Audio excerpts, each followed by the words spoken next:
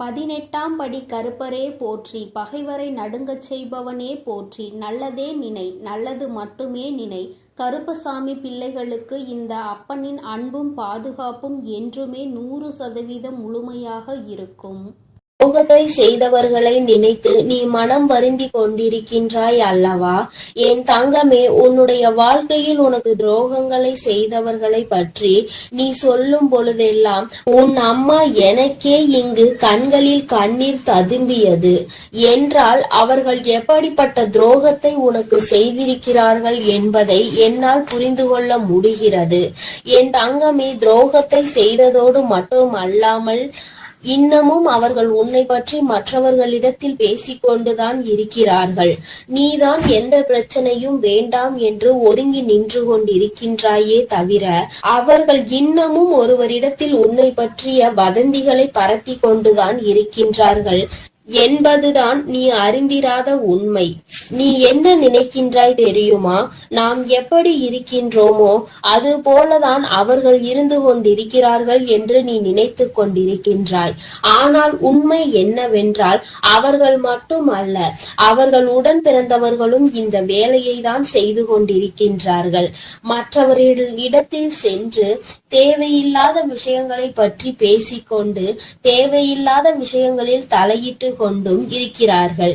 என் தங்கமே, இந்த துரோகங்களை செய்தவர்களுக்கு தெய்வம் என்ன தண்டனை கொடுக்க போகிறது என்று நீ அதை எதிர்நோக்கி நின்று கொண்டிருக்கின்றாய் அல்லவா? தெய்வம் இவர்களை இப்படியே விட்டு விடுமோ என்று கூட என் குழந்தை மனதில் சந்தேகம் வந்துவிட்டது அல்லவா? என் தங்கமே, உன்னுடைய சந்தேகங்களுக்கு எல்லாம் பதில் தர வேண்டிய கட்டாயம் இப்பொழுது வந்துவிட்டது. உன் அம்மா அதற்கு முன்பாக அவர்களுக்கு தண்டனை கிடைத்து விட்டது என்ற சந்தோஷமான செய்தியை சொல்வதற்காக தான் இன்று உன் தாயானவள் ஓடோடி வந்திருக்கின்றேன். இந்த வராகி எப்பேற்பட்டவள் என்பது உனக்கு நன்கு அறிந்த விஷயம்தானே. உன்னுடைய தாயானவள் அத்தனை சுலபமாக யாரையும் மன்னித்து விட மாட்டாள் என்பதை என் பிள்ளை நீ நன்கு அறிந்த விஷயம்தானே. என் தங்கமே, உன்னுடைய வாழ்க்கையில் இத்தனை துரோகங்களையும் செய்துவிட்டு ஒன்றும் தெரியாதது போல இருந்து விட்டால் உன்னுடைய தாயானவள் நான் விட்டு விடுவேனா என்ன? ஆனால் அதற்கு முன்பாக உன் மீது என்னை விட அதிக அக்கறை கொண்ட உன்னுடைய குலதெய்வம் இதையெல்லாம் பார்த்து கொண்டு அப்படியே இருந்து விடுவார்களா என்ன? என் தங்கமே, உன்னுடைய குலதெய்வம் இன்று அவர்களுக்கான தண்டனையை வழங்கி இருக்கிறார்கள். குழந்தையே, அவர்களுக்கு கொடுத்த தண்டனை என்னவென்று கேட்டால் நிச்சயமாக என் குழந்தை நீ மகிழவும் செய்வாய். அதே நேரத்தில் உன்னுடைய நல்ல மனதிற்கு நீ வருத்தப்படவும் செய்வாய். ஏனென்றால் என் குழந்தையே, தனக்கு துரோகத்தையே செய்தவர்களுக்கு கூட நல்லதை மட்டுமே செய்ய வேண்டும் என்று நினைக்கின்ற எண்ணம் கொண்ட குழந்தை அல்லவா நீ? என் தங்கமே, உன்னுடைய எண்ணங்களினால் தான் நீ இன்னமும் இந்த வராகியின் முன்னால் நின்று கொண்டிருக்கிறாய் என்பதை இந்த நேரத்தில் நான் உனக்கு நினைவுபடுத்துகின்றேன். அதனால் உன்னுடைய இந்த நல்ல குணத்தில் இருந்து ஒரு நாளும் நீ மாறிவிடாதே. உன்னுடைய எண்ணங்கள் எப்பொழுதுமே உன்னை சுற்றி தெளிவாக இருக்க வேண்டும் என்பதை நீ புரிந்து கொள்ள வேண்டும். என் தங்கமே, ஒவ்வொரு நாளும் உன்னுடைய வாழ்க்கையில் நீ பட்ட அத்தனை அவமானங்களையும் உனக்கு தேடி கொடுத்தவர்களை இந்த தாயானவள் ஒரு கை பார்த்து விடலாம் என்று புறப்பட்ட பொழுதுதான் நான் அங்கு நடந்த அனைத்தையும் தெரிந்து கொண்டேன். நான் தெரிந்து கொண்ட விஷயம் என்ன தெரியுமா? உன்னுடைய குலதெய்வம் அவர்களை சந்திக்க சென்றிருக்கிறார்கள் என்பதுதான். அவர்களினுடைய குடும்பத்தின் நிலையையும் நான் அப்பொழுதுதான் புரிந்து கொண்டேன். எல்லோருமே ஏதோ ஒரு வாழ்க்கையை வாழ்ந்து கொண்டிருக்கின்றார்களே தவிர யாருக்குமே மனதில் நிம்மதி இல்லை. அதற்கு காரணம் என்னவென்று நானும் ஆராய்ந்து பார்த்தேன். நாம் அல்லவா அவர்களுக்கு தண்டனையை கொடுக்க வேண்டும் என்று புறப்பட்டு வந்தோம். இங்கே வந்து பார்த்தால் அவர்கள் ஏற்கனவே ஏற்கனவே தண்டனையை பெற்று வாழ்க்கையில் நல்ல நிலையில் இல்லாமல் வேதனைப்பட்டு கொண்டிருக்கிறார்களே என்று எனக்கு தோன்றியது. உடனே இது யாரால் கொடுக்கப்பட்டது, எதனால் நடந்தது என்று நான் தெரிய முயற்சி செய்யும் பொழுதுதான் உன்னுடைய குலதெய்வத்தினை நான் எதிரில் கண்டேன். அவர்கள் என்னிடம் சொன்ன அந்த விஷயங்களை தான் நான் இப்பொழுது உன்னிடம் சொல்லிக் கொண்டு இருக்கின்றேன். என் தங்கமே, இப்பொழுது அவர்கள் சொன்ன விஷயத்தை நான் உனக்கு சொல்கிறேன், கவனமாக கேள். அவர்கள் மனவேதனை அடைந்து இதனை என்னிடத்தில் பகிர்ந்து கொண்டார்கள். என்னிடத்தில் அவர்கள் சொன்ன விஷயத்தை நான் உன்னிடத்தில் அப்படியே சொல்லி விடுகின்றேன். இந்த வராகி ஒரு நாளும் தேவையில்லாத எந்த விஷயங்களையும் உன்னிடத்தில் சொல்ல மாட்டாள் என்று நம்பினால் மட்டும் என் பிள்ளையே, நீ இதனை முழுமையாக கேட்க வேண்டும். அப்பொழுதுதான் இந்த வார்த்தைகளினுடைய அர்த்தங்களும் உணர்வுகளும் உன்னை வந்து சேரும் என்பதை நீ மறந்து விடாதே. என் தங்கமே, உன் குலதெய்வம் என்னிடத்தில் சொன்ன வார்த்தைகள் என்ன தெரியுமா? அவர்கள் உனக்கு ஏற்பட்ட துரோகங்களை கண்டு கொண்டிருந்தார்களாம். எந்த எல்லைக்கு தான் இவர்கள் செல்வார்கள் என்று அவர்களும் எதிர்பார்த்து நின்று கொண்டிருந்த நேரத்தில் தான் இவர்களின் ஆட்டம் ஒரு எல்லையை மீறி சென்று கொண்டிருந்தது. அவர்கள் மனம் வேதனை அடைந்து விட்டார்கள். மனவேதனையின் உச்சம் அவர்களை தண்டித்து விட வேண்டும் என்கின்ற அளவிற்கு கோபம் வந்து விட்டது. ஒருவராக இருந்தால் பரவாயில்லை, ஒட்டுமொத்த குடும்பத்தோடு சேர்ந்து ஒரே ஒருவருக்கு துரோகத்தை செய்து அவரை பழிவாங்க வேண்டும் என்று நினைப்பது எத்தனை பெரிய தவறு. அது அவர்களினுடைய பிள்ளை, என்னுடைய பிள்ளை வாழ்க்கையில் ஒரு நாளும் யாருக்கும் எந்த துரோகத்தையும் செய்ய நினைக்காத பிள்ளை தன்னிடத்தில் வேண்டும் என்று யாரேனும் கையேந்தி விட்டால் தனக்கு இல்லை என்றாலும் கூட எடுத்து கொடுத்து விட்டு செல்லக்கூடிய பிள்ளை. அப்பேற்பட்ட ஒரு பிள்ளைக்கு இவர்கள் காலம் காலமாக ஓடி ஓடி செய்து கொண்டிருக்கின்ற துரோகங்களை கண்டு இந்த அம்மாவின் மனம் பதைபதைத்து விட்டது என்று உன்னுடைய குலதெய்வம் என்னிடத்தில் சொன்னார்கள். உன்னுடைய துரோகிகளினுடைய மனதில் அந்த எண்ணங்கள் அடங்குவதாக தெரியவில்லை. அதனால் உடனடியாக இவர்களுக்கு தண்டனையை கொடுத்துவிட வேண்டும் என்று முடிவு செய்து அவர்கள் கொடுத்த தண்டனை என்ன தெரியுமா? அவர்களின் மீது இருந்த உன்னுடைய குலதெய்வத்தின் பார்வை திரும்பி விட்டது. இனிமேல் அவர்களின் மீது உன்னுடைய குலதெய்வத்தின் பார்வை ஒருபோதும் செல்லாது. அவர்கள் எப்பொழுதுமே இனி அவர்களினுடைய வேண்டுதலையும் செவி கொடுத்து கேட்க மாட்டார்கள். அவர்கள் குடும்பத்தில் எந்த ஒரு விஷயங்களுக்கும் இவர்கள் சென்று நிற்கவும் மாட்டார்கள். அவர்களுக்கு இவர்கள் ஒரு நாளும் எந்த விதமான ஆசைகளையும் எந்த விதமான வேண்டுதல்களையும் நிறைவேற்றி தர மாட்டார்கள். என் தங்கமே, இவர்கள் எந்த விதமான ஆசீர்வாதங்களையும் அவர்களுக்கு வழங்கவும் மாட்டார்கள். இப்பேற்பட்ட ஒரு தண்டனையை அவர்கள் கொடுத்திருக்கிறார்கள். அதாவது அவர்களுக்கு தெரியாத ஒரு விஷயம். கோவிலுக்கு வருவார்கள், தெய்வத்தை வணங்குவார்கள், செல்வார்கள். ஆனால் தெய்வத்தினுடைய அருளும் அன்பும் அவர்களுக்கு கிடைக்கவில்லை என்பதை அவர்கள் ஒரு நாளும் உணரப் போவதில்லை. வெறும் வார்த்தையாக மட்டும்தான் தெய்வத்தை வணங்கி கொண்டிருக்கிறார்கள்.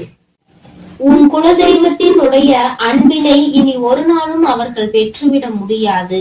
எந்த ஒரு சூழ்நிலையிலும் ஒரு குலத்தினை காக்கின்ற தெய்வத்தின் முன்னால் சண்டையிடக் கூடாது என்று தெரியாத இந்த பிள்ளைகள் வாழ்க்கையில் இனி நான் எந்த விஷயத்தையும் செய்து கொடுக்க போவது கிடையாது என்று உன்னுடைய குலதெய்வம் மனவேதனைப்பட்டார்கள். இப்படிப்பட்ட தண்டனையை அவர்களுக்கு கொடுத்து விட்ட பிறகு இனிமேலும் இவர்கள் வாழ்க்கையில் அனுபவிப்பதற்கு என்று வேறு எதுவும் இல்லை. என் தங்கமே, அதனால் உன்னுடைய குலதெய்வம் கொடுத்த தண்டனையை அதிகம் என்பதை நீ புரிந்து கொண்டு உன் அம்மா நான் திரும்பி வந்து விட்டேன். என் தங்கமே, அவர்கள் வாழ்க்கையில் ஒவ்வொரு விதமான கஷ்டங்களையும் அனுபவிக்கிறார்கள். ஒவ்வொரு விதமான சூழ்நிலைகளும் அவர்களை காயப்படுத்தி கஷ்டப்படுத்தி கொண்டுதான் இருக்கிறது. ஆனால் அவர்கள் எதையுமே வெளியில் சொல்வதில்லை. அப்படியே மறைத்து வைத்து வெளியில் சொன்னால் எங்கே நாம் செய்த தவறினால் நமக்கு கடவுள் கொடுத்த தண்டனை என்று சொல்லி விடுவார்களோ என்று நினைத்து சொல்லாமல் இருக்கிறார்கள். மாறாக அவர்கள் ஏன் என்றால் மற்றவர்களை பார்த்து இதே வார்த்தையை சொல்லி இருக்கிறார்கள் அல்லவா? ஒருவருக்கு ஏதேனும் பிரச்சனைகள் வந்து விட்டால் தெய்வம் தண்டனை கொடுத்து விட்டது என்கின்ற வார்த்தையை எளிதாக பிரயோகித்தார்கள். இன்று அதே வார்த்தை நம் பக்கம் திரும்பும் என்ற பயம் அவர்களுக்கு இருக்கிறது. என் பிள்ளையே, ஒரு விஷயத்தை தெளிவாக புரிந்து கொள்ள வேண்டும். தெய்வம் ஒரு நாளும் தன்னுடைய குழந்தைகளை தண்டிக்காது. அவர்களுக்கு திருந்துவதற்கான வாய்ப்புகளை தான் கொடுப்பார்கள். அதையும் மீறி ஒரு குழந்தைக்கு தெய்வத்திடம் இருந்து தண்டனை கிடைக்கிறது என்றால் அவர்கள் வாழ்வதற்கே தகுதியற்றவர்கள் என்பதை புரிந்து கொள்ள வேண்டும். என் தங்கமே, உனக்கு துரோகத்தை கொடுத்தவர்களுக்கு இத்தனை பெரிய தண்டனை கொடுத்தது உனக்கும் கூட கஷ்டமாக இருக்கலாம். ஆனால் இனி எதுவுமே செய்ய முடியாது. வாய்ப்புகள் கொடுக்கப்பட்டதை பயன்படுத்தாமல் அதை அப்படியே விட்டு விட்டார்கள். இனிமேல் அவர்கள் வாழ்க்கைக்கான பொறுப்பினை அவர்கள்தான் ஏற்றுக்கொள்ள வேண்டும். இனி எதற்குமே தெய்வம் அவர்கள் பக்கம் நின்று அவர்களுக்காக ஒரு நாளும் எந்த ஒரு விஷயத்திற்காகவும் அவர்கள் வாதாட மாட்டார்கள். என் குழந்தையே, நீ மன நிறைவோடு உன்னுடைய குலதெய்வத்தை நீ தைரியமாக வணங்கு. யாரும் உன்னை எதிர்த்து எந்த கேள்வியும் கேட்க முடியாது என்பதை புரிந்து கொள். என் தங்கமே, இன்று இருக்கின்ற சூழ்நிலையில் எப்பொழுதும் உன்னுடைய குலதெய்வம் உன்னோடு நின்று உனக்கு உறுதுணையாக நிற்பார்கள் என்பதை மட்டும் மனதில் வைத்துக் கொண்டு என் பிள்ளை, நீ சந்தோஷமாக உன் வாழ்க்கையை வாழ தொடங்கு. என் அன்பு பிள்ளைக்கு இந்த வராகியினுடைய ஆசீர்வாதங்களும் உன் குலதெய்வத்தினுடைய அன்பும் அருளும் எப்பொழுதும் முழுமையாக கிடைத்து கொண்டே இருக்கும். என் தங்கமே, அதனால் நீ எதற்காகவும் கலங்காதே, எதை நினைத்தும் வருந்தாதே. நீ நல்லதையே நினைத்தால் உன் வாழ்வில் எல்லாம் உனக்கு நல்லதாக மட்டுமே நடக்கும். என் தங்க பிள்ளையே, இன்று உன் குலதெய்வம் உனக்கு சந்தோஷமான ஒரு செய்தியை தான் கொண்டு வந்திருக்கின்றேன். என் தங்கமே, உன்னை முடக்க வேண்டும் என்று பல முயற்சிகளை செய்து இன்று இந்த தாயானவளின் கட்டுக்குள் சிலர் வந்திருக்கின்றார்கள். என் பிள்ளை, அப்படியே என்னுடைய கட்டுக்குள் வந்தவர்கள் யார் என்பதை தெரிந்து கொண்டால் நிச்சயமாக நீ மனமகிழ்ச்சி அடையத்தானே செய்வாய். அந்த மனமகிழ்ச்சியை உன்னிடத்தில் இருந்து காண்பதற்காக தான் இன்று உன்னுடைய தாயானவள் உன்னை காண வந்திருக்கின்றேன். என் தங்கமே, உன்னுடைய வாழ்க்கையில் உன்னை சுற்றி சூழ்ச்சிகள் பலவிதமாக நடந்தது. சிலர் உன்னை பார்த்து பொறாமை கொண்டார்கள். சிலர் உன் மீது கண் திருஷ்டியினை வைத்தார்கள். ஆனால் ஒரு சிலர் உன்னை முடக்கி அழிக்க வேண்டும் என்று நினைத்தார்கள். அவர்களுக்கு உன்னை கண்டாலே நீ இன்னமும் இருந்து கொண்டிருக்கிறாயே என்பது போன்ற ஒரு எண்ணம். இது போன்ற எண்ணங்களை கொண்டு உன்னை சுற்றி சுற்றி வந்ததோடு மட்டுமல்லாமல் நீ சிரித்தால் அவர்களும் நல்லவர்கள் போல சிரிப்பார்கள். நீ என்ன சொன்னாலும் அதை அவர்கள் ஒன்றும் தெரியாதது போல தலையாட்டி கேட்பார்கள். எல்லா விஷயங்களை தெரிந்து வைத்து கொண்டே உன்னிடத்தில் ஒன்றும் தெரியாதது போல நடித்து கொண்டிருந்தார்கள். இது போன்று உன் வாழ்க்கையில் உன்னை அழிக்க சூழ்ச்சிகளை செய்தவர்கள் என் தங்கமே, நீ சில நேரங்களில் உன் வாழ்க்கையில் என்ன நடக்கிறது என்று புரியாமல் தவித்து நின்று கொண்டிருப்பாய். நமக்கு யாரேனும் எதையும் செய்து விட்டார்களா, நம்மை அழிக்க நினைக்கின்றார்களா, நமக்கு செய்வினைகளை செய்து விட்டார்களா என்று எண்ணி நீ பயந்து கொண்டிருக்கிறாய். ஏனென்றால் வாழ்க்கையில் வருகின்ற பிரச்சனைகள் ஒவ்வொன்றும் அப்படி உன்னை புரட்டி எடுத்து ஒன்று போனால் அடுத்தது ஒன்று மீண்டு வர முடியாமல் நீ தவித்து நின்று கொண்டிருக்கின்றாய். பல நேரங்களில் யாரோ உன்னை முடக்கி போட்டது போல அடுத்த அடி கூட எடுத்து வைக்க முடியாமல் நீ தவித்து நின்று கொண்டிருக்கின்றாய் என் தங்கமே. ஆனால் அந்த நேரத்தில் எல்லாம் நீ இந்த தாயானவள் என்னை அழைத்து அதிலிருந்து விடுபட்டு சென்றிருக்கின்றாய். என் பிள்ளையே, இதையெல்லாம் உன் அம்மா நான் பார்த்து கொண்டிருந்தேன் அல்லவா? அப்படியானால் இதற்கு ஒரு முடிவினை நாம் கொடுத்துவிட வேண்டும் என்று நான் எண்ணிவிட்டேன். அதைதான் உன்னுடைய வாழ்க்கையில் நான் செயல்படுத்த தொடங்கினேன். அந்த நேரத்தில் தான் நான் புரிந்து கொண்டேன். இதற்கெல்லாம் காரணம் உனக்கு மிகவும் நெருக்கமானவர்கள், உன் உன்னோடு இருக்கின்றவர்கள் உன்னோடு நல்லபடியாக பேசிக் கொண்டிருக்கின்றவர்கள் என்று. என் தங்கமே, நான் இந்த விஷயத்தை தெரிந்து கொண்ட நேரத்தில் முதலில் அவர்களை முடக்கி விடலாம் என்று நினைத்த பொழுதுதான் நான் புரிந்து கொண்டேன். அவர்கள் செய்த தவறை நாம் செய்ய வேண்டாம். எல்லோருக்கும் குடும்பம் என்ற ஒன்று இருக்கின்றது. அவர்கள் தனிப்பட்ட மனது என்ன சொல்கின்றதோ அதை செய்கின்றார்களே தவிர மற்றபடி அவர்களை சுற்றி இருப்பவர்கள் எல்லாம் அவர்களுக்கு வேண்டியவர்கள் எல்லாம் நன்றாக இருக்க வேண்டும் என்றுதான் அவர்கள் நினைக்கின்றார்கள் என்று. என் பிள்ளையே, என்னதான் இருந்தாலும் ஒருவரை நாம் பழிவாங்க வேண்டும் என்று நினைத்தாலும் அவர்களை சார்ந்து இருப்பவர்களின் வாழ்க்கையும் இதில் அடங்கி இருக்கிறது என்பதை நாம் நிச்சயமாக யோசிக்க வேண்டும். அவர்கள் நினைப்பது போல நாமும் யார் எக்கேட கெட்டு போனால் நமக்கென்ன என்று இருந்துவிடக் கூடாது அல்லவா? அதனால்தான் உன் தாயானவள் இதை பற்றி சற்று யோசிக்க வேண்டிய சூழ்நிலை வந்துவிட்டது. நான் யோசித்துதான் இந்த முடிவிற்கு வந்திருக்கின்றேன். என் தங்கமே, அவர்கள் செய்த சூழ்ச்சி, அவர்கள் உன்னை முடக்க நினைத்தது, இதற்கெல்லாம் அவர்களுக்கு தனிப்பட்ட முறையில் தண்டனை கிடைக்க வேண்டியது கட்டாயமாக்கப்பட்டிருக்கின்றது. இந்த தண்டனையை அவர்கள் அனுபவிக்க வேண்டி இருப்பதனால் இந்த தாயானவள் அவர்களை முதலில் என்னுடைய கட்டுக்குள் கொண்டு வந்து விட்டேன். அப்படியானால் இப்பொழுது அவர்கள் என்னுடைய கட்டுப்பாட்டிற்குள் வந்து விட்டார்கள். என்னுடைய கட்டுப்பாட்டிற்குள் வந்த பிறகு அவர்களின் மனநிலையில் நிச்சயமாக மாற்றங்கள் வந்துவிடும். அவர்கள் செய்தது எல்லாம் எத்தனை பெரிய தவறு என்பதை அவர்கள் புரிந்து கொள்ள தொடங்கிவிட்டார்கள். இனிமேல் உன் பக்கமே திரும்பி பார்க்க கூடாது என்பதையும் அவர்கள் புரிந்து கொள்ள தொடங்கிவிட்டார்கள். என் தங்கமே, நீ நினைப்பது போல் அல்ல. பல மாற்றங்கள் அவர்களுக்குள் ஏற்பட்டிருக்கிறது. ஆனால் ஒன்று மட்டும் நிஜம், அவர்கள் உன்னுடைய வாழ்க்கையை அழிக்க நினைத்ததை நினைத்து இப்பொழுது சந்தோஷப்படுகின்றார்கள். ஏன் தெரியுமா? அப்படி நினைத்ததால் தானே இன்று இந்த தாயானவளினுடைய கைகளால் நம் வாழ்க்கையில் நமக்கு திருந்துவதற்கான வாய்ப்பு கிடைத்திருக்கிறது என்று அவர்கள் சந்தோஷப்படுகிறார்கள். ஆனாலும் இந்த அம்மா அவர்களுக்கு எல்லாவற்றையும் புரிய வைத்து விட்டேன். இனி ஒருபொழுதும் உன்னுடைய வாழ்க்கையில் அவர்களினுடைய தலையீடு நிச்சயமாக இருக்காது. அவர்கள் செய்த சூழ்ச்சி அவர்களுக்கே திரும்ப சென்றிருக்கும் பொழுது நிச்சயமாக இனி இது போன்ற ஒரு காரியத்தை செய்வதற்கு மனம் யாருக்கும் வந்து விடாது. இந்த தாயானவளினுடைய அன்பினை பெற்ற குழந்தை அல்லவா நீ? உன்னை முடக்க நினைப்பதும் என்னை முடக்க நினைப்பதற்கு சமம் அல்லவா? அப்படி செய்ய வேண்டும் என்று நினைத்துவிட்டு அவர்கள் எப்படி அமைதியாக இருக்க முடியும்? அவர்களுக்கான பிரச்சனைகளை அவர்கள் அனுபவிக்க வேண்டிய கட்டாயம் அல்லவா? என் தங்கமே, இன்று அவர்கள் தான் நினைத்ததை சாதித்து விட்டது போல ஒரு உணர்வினை கொண்டு வந்தார்கள். அந்த உணர்வை அவர்களுக்குள் இருந்து எடுத்து அவர்கள் செய்தது எத்தனை பெரிய தவறு என்பதனை அவர்களுக்கு நான் உணர்த்தி விட்டேன்.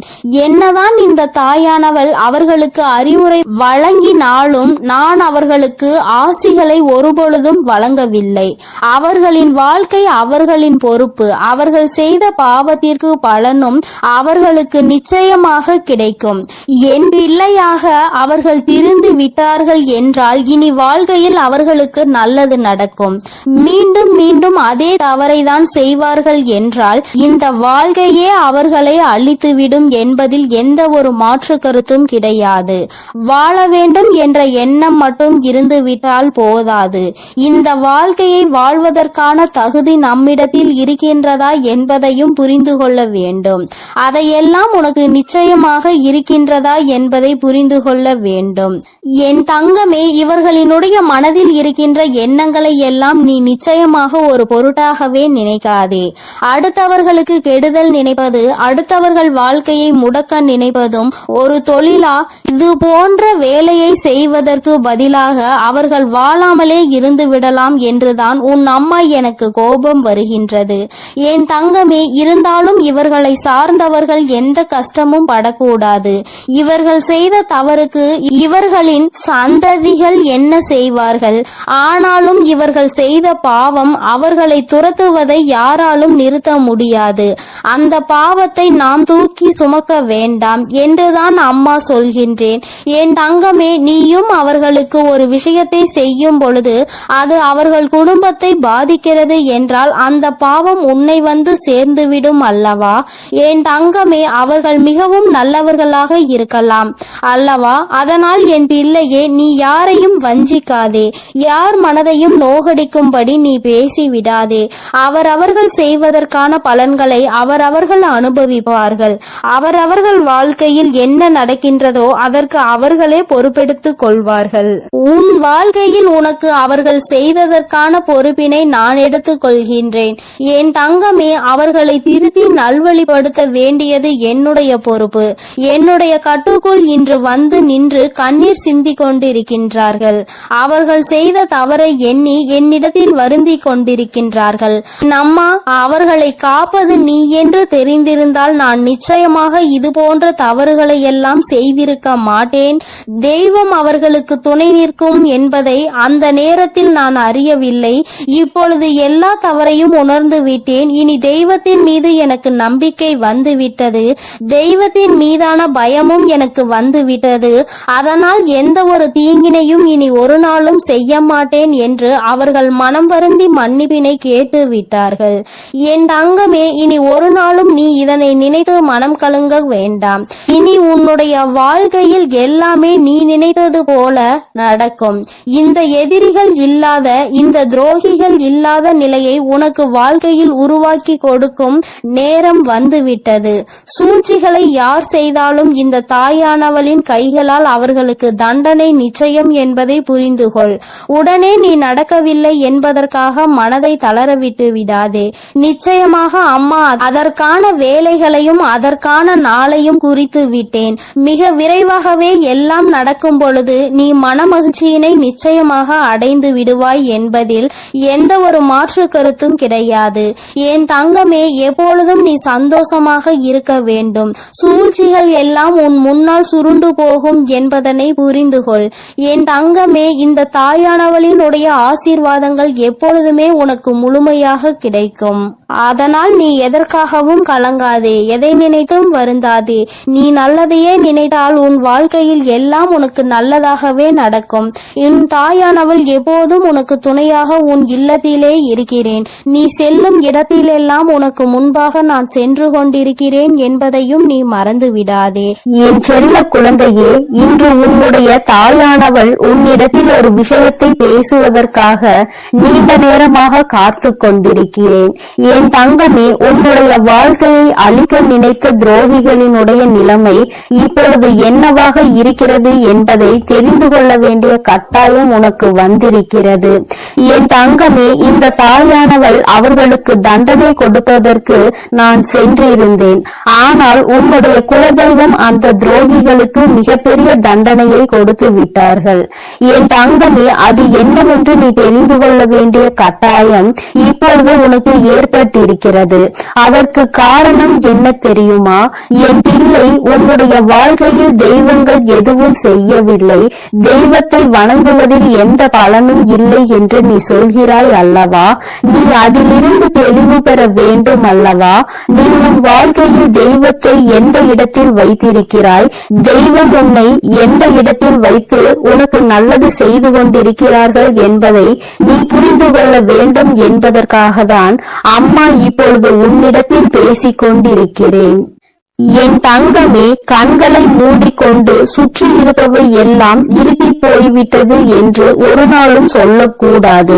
நன்றாக கண்களை திறந்து பார்த்து சுற்றி என்ன நடக்கிறது என்பதை நீ பார்க்க வேண்டும். என் தங்கமே, அப்பொழுதுதான் இந்த வாழ்க்கை உனக்கு என்ன கொடுக்கிறது என்பதை உன்னால் புரிந்து கொள்ள முடியும். என் தங்கமே, இவை எல்லாவற்றையும் முதலில் தெரிந்து கொள்வதற்கு முன்பாக அம்மா சொல்கின்ற ஒரு விஷயம் சத்தியத்தை நீ புரிந்து கொள்.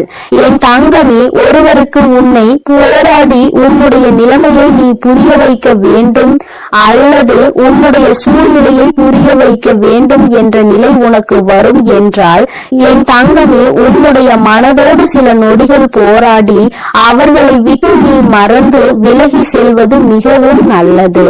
அம்மா சொல்கின்ற விஷயம் உனக்கு புரிகின்றதா? நான் உனக்கு இன்னமும் தெளிவாக சொல்ல வேண்டும் என்றால், என் தங்கமே, ஒருவரை நீ உயிராக நினைத்திருக்கிறாய். ஆனால் அவர்கள் உன் மீது தேவையில்லாமல் சந்தேகம் கொள்கிறார்கள் என்றால், என் தங்கமே, அதை பல முறை நீ புரிய வைக்க முயற்சி செய்தும் பலனளிக்கவில்லை என்றால், அந்த நேரத்தில் நீ சொல்ல வேண்டிய விஷயம் உண்மையான அன்பு என்றால் நிச்சயமாக நீ சொல்கின்ற விஷயம் புரிந்துவிடும். என் தங்கமே, அப்படி அந்த விஷயம் நீ எத்தனை முறை மன்றாடினாலும் எத்தனை போராட்டங்களை நடத்தினாலும் அவர்களுக்கு அது புரிவது இல்லை. அதனால் அந்த இடத்தில் நீ உன்னை நிரூபிப்பதற்கு பதிலாக உன்னுடைய மனதோடு சில நொடிகள் போராடி, இது போன்ற வாழ்க்கை உனக்கு தேவையில்லை, இதை மறந்துவிடலாம் என்ற தைரியத்தை பெற்று விலகிவிடுவது மிகவும் நல்லது. என் பிள்ளையே, அம்மா சொல்வது இன்று வேண்டுமானால் உனக்கு கஷ்டமாக இருக்கலாம். அது எப்படி என்னுடைய வாழ்க்கையை நான் விட முடியும்? என்னதான் நினைத்தாலும் என்னதான் செய்தாலும் அவர்களை விட்டு ஒருபொழுதும் நான் விலக மாட்டேன் என்று நீ சொல்லலாம்.